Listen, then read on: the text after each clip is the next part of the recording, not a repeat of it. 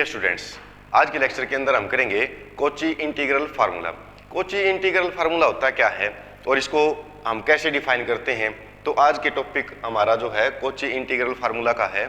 इसके अंदर देखो, सबसे पहले मैं आपको इसका बेसिक बता देता हूँ, इसकी जो डेफिनेशन है वो क्या कहती है और इसका बेसिक क्या होगा इसके अंदर। ठीक है, तो देखो कॉची इंटीग्रल फार्मूला जो होता है हमारे पास वैसे तो ये होता है, लेकिन इसके अंदर क्या है कि कोई भी कॉम्प्लेक्स एनालिसिस का हमारे पास ये लेकर चलना है, तो कोई भी एक एफ जेड जो है फंक्शन हम लेके चलते हैं। ठीक है, एनालिटिक फंक्शन लेके चलते हैं। एनालिटिक फंक्शन कौन सा होता है?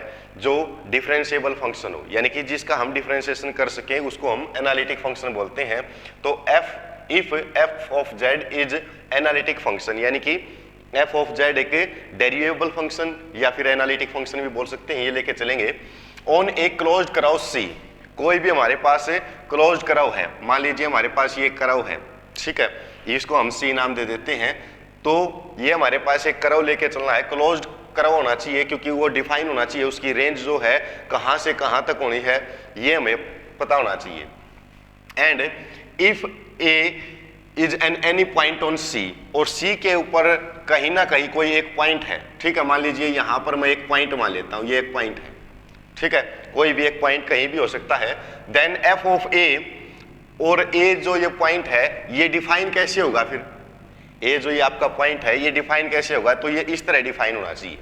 ठीक है, अब ये तो थी इसकी डेफिनेशन।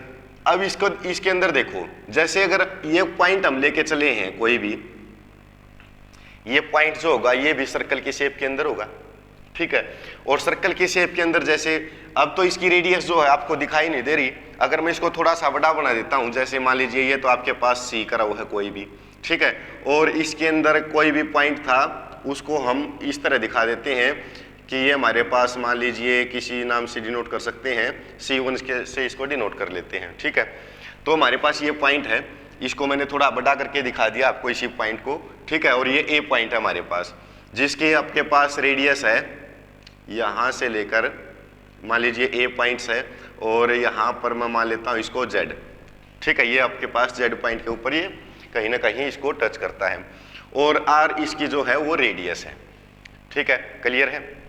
अब देखो, अगर मैं इसके अंदर जो कॉम्प्लेक्स नंबर है ये हमारे पास जेड जो कॉम्प्लेक्स नंबर है, तो इसको अगर हम मोड के अंदर लिखेंगे जेड माइनस ए, जेड में से अगर ए को माइनस करेंगे तो आपके पास क्या आएगा? आर आएगा।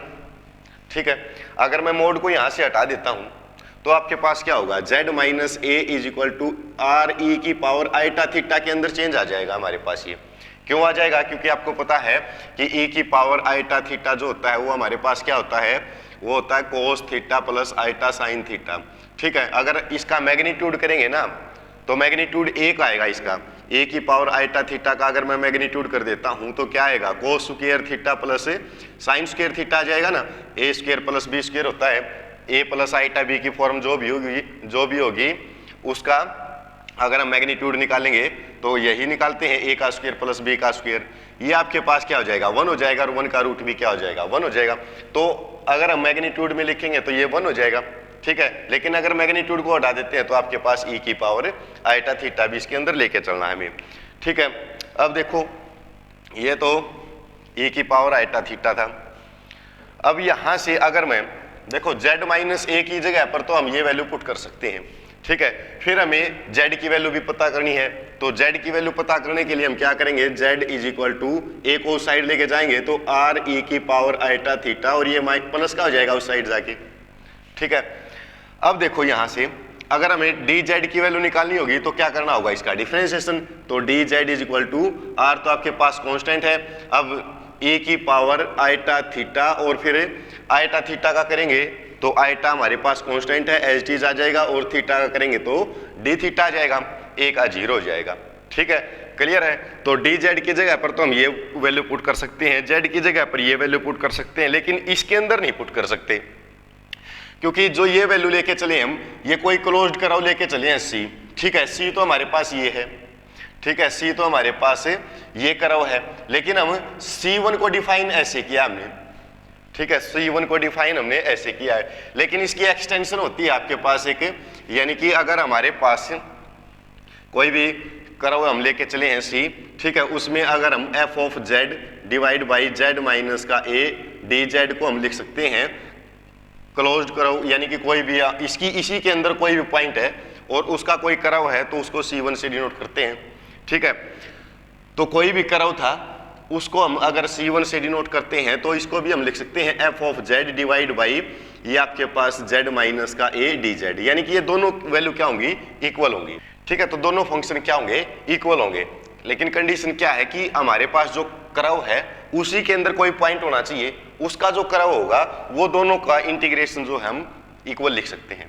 अब हमें ये वैल्यू लेके चलेंगे, ठीक है, क्योंकि C1 के अलोन हमारे पास ये वैल्यू है, ठीक है। तो C1 की वैल्यू हम ये लेके चलेंगे और इसको हम फिर इसके इक्वल, यानी कि ये वैल्यू जो है ये आपके पास ये है, ठीक है, और इसको अगर उस साइड लेके जाऊंगा यानी कि 2 pi iota F of A के इक्वल लेके आना है। अब इसको तो कैसे लेके आएंगे, तो एफ ऑफ जेड की जगह पर तो हम वैल्यू क्या पुट कर सकते हैं, जेड की जगह पर तो हम ये वैल्यू पुट कर सकते हैं। तो ये तो आपके पास C1 के अलोन आ जाएगा और ये आ जाएगा एफ ऑफ जेड की जगह पर आ जाएगा आर ए की पावर आइटा थीटा प्लस ए, ठीक है, डिवाइड बाई जेड की जगह पर क्या आ जाएगा, जेड की जगह पर तो हमने वैसे तो अगर जेड माइनस ए पूरे की जगह पर हम आर ये वैल्यू पुट कर सकते हैं ना, आर ई की पावर आइटा थीटा, और डी जेड की जगह पर क्या आ जाएगा, आइटा आर ई की power iota theta D theta, ठीक है। क्लियर है यहाँ तक। देखो अगर हमारे पास एक कर्व है तो उसका अगर हम इंटीग्रेशन करेंगे सी का इज इक्वल टू होना चाहिए हमारे पास किसके इक्वल, डी जेड, ये भी C1 हमारे पास कर्व है तो F of Z D Z, यानी कि उसी कर्व के अंदर कोई पॉइंट है और ये हमारे पास इसकी प्रॉपर्टी है कि दोनों को हम इक्वल पुट कर सकते हैं, ठीक है। अब देखो हमारे पास सारी वैल्यू थी तो z की जगह पर हमने वैल्यू पुट कर दी है, z माइनस ए की जगह पर भी हमारे पास वैल्यू थी, ये पुट कर दिया, डी जेड की जगह पर हम ये वैल्यू पुट कर सकते हैं, r से r कैंसिल हो जाएगा, e की पावर आइटा थीटा से e की पावर आइटा थीटा कैंसिल, तो हमारे पास क्या आ जाएगा, ये तो आ जाएगा F of A plus B लिख सकते हो, ए प्लस आर ई की power iota theta divide by ये तो कैंसिल हो जाएगा, यहाँ पर आपके पास आइटा बच गया, तो आइटा हमारे पास क्या है, कांस्टेंट है, और कांस्टेंट को हम बाहर भी लिख देंगे तो डी थीटा ये आ जाएगा। अब यहां से देखो, अब F of A plus R E की पावर आइटा थीटा है, इसको हम एफ ऑफ ए प्लस ई की पावर आइटा थीटा जो हमारे पास ये है, ये वैल्यू जो थी हमारे पास ये कहां से आई थी, जेड से आई थी। जेड क्या है हमारे पास, जेड एक माइनर सा कोई भी पॉइंट है, ठीक है, छोटा सा पॉइंट है, वही हमारे पास ए है, ठीक है। लेकिन उसकी अगर हम रेडियस देखेंगे तो रेडियस क्या आएगी, ये इस पॉइंट की रेडियस क्या होगी, एक पॉइंट अगर हमारे पास कोई है तो उसकी रेडियस हमारे पास क्या होगी, 0 होगी, क्योंकि r तो इसके अंदर आप कैसे बनाओगे, तो z की सॉरी r की वैल्यू तो आपके पास क्या आ जाएगी, 0 आ जाएगी। पता चल गया ना क्यों आ जाएगी, क्योंकि कर्व के अंदर हमारे पास a कोई पॉइंट लेके चलना था, if a is any point on c के अंदर कोई भी एक पॉइंट लेके चलना था और उस पॉइंट की रेडियस जो होगी वो 0 होगी। मैंने ये पॉइंट जो है थोड़ा बड़ा करके यहाँ पर दिखा रखा है आपको, ठीक है। अब r की वैल्यू तो यहाँ पर 0 होगी, अगर मैं r की वैल्यू यहाँ पर 0 पुट करूंगा तो क्या आ जाएगा, लेकिन इसका जो कर्व है वो भी देखना है। अब कर्व है इसको हम देखेंगे तो ये पूरा देखो, पूरा जो अगर इस पॉइंट को देखेंगे तो 360 पे ये एंगल जो बन रहा है हमारे पास 0 से स्टार्ट होके, यानी कि यहाँ से स्टार्ट होके मान के चलो, यहाँ से स्टार्ट होके फिर पूरा यहाँ तक आएगा तो 2 पाई तक नहीं आएगा, ये 360 तक आएगा, ठीक है। तो 0 से 2 पाई तक हमारे पास इसका कर्व है, तो इसकी जो हम लिमिट लेके चलेंगे वो 0 से 2 पाई तक लेके चलेंगे, ठीक है। क्लियर है।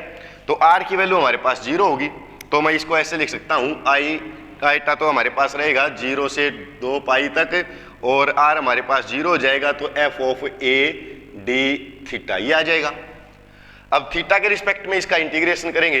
अब एफ ऑफ ए क्या है, कांस्टेंट है, और कांस्टेंट को इंटीग्रेशन करेंगे तो आइटा तो हमारे पास as it is, F of A भी एज इट इज, और थीटा और आ जाएगा, और 0 से लेकर 2 पाई तक इसकी लिमिट लेके चलेंगे हम। अगर हम 2 पाई इसके अंदर पुट करेंगे, 0 पुट करेंगे तो पूरा 0 हो जाएगा, तो 2 पाई पुट कर देते हैं, यहाँ पर हमारे पास क्या आ जाएगा, 2 पाई आ जाएगा, तो 2 पाई आइटा एफ ऑफ ए आ जाएगा ना, ये 2 पाई आइटा एफ ऑफ ए आ जाएगा। 0 पुट करेंगे तो पूरा 0 हो जाएगा, यानी कि हमारे पास वैल्यू क्या थी, वैल्यू ये थी कि कर्व जो है हमारे पास F of Z divide by Z minus का A D Z is equal to किसके आ गया हमारे पास 2 pi iota F of A के। अगर 2 पाई आइटा को इस साइड लेके आएंगे, इस साइड लेके आएंगे तो क्या आ जाएगा, डिवाइड में आ जाएगा, तो 2 पाई आइटा और इंटीग्रेशन में हमारे पास ये एच डी, तो F of Z divide by Z minus का ए और डी जेड। ठीक है, किसके इक्वल हो जाएगा ये, अगर मैं इसको इस साइड लेके आऊंगा तो ये हो जाएगा, तो ये किसके इक्वल आ जाएगा हमारे पास एफ ऑफ ए के इक्वल आ जाएगा।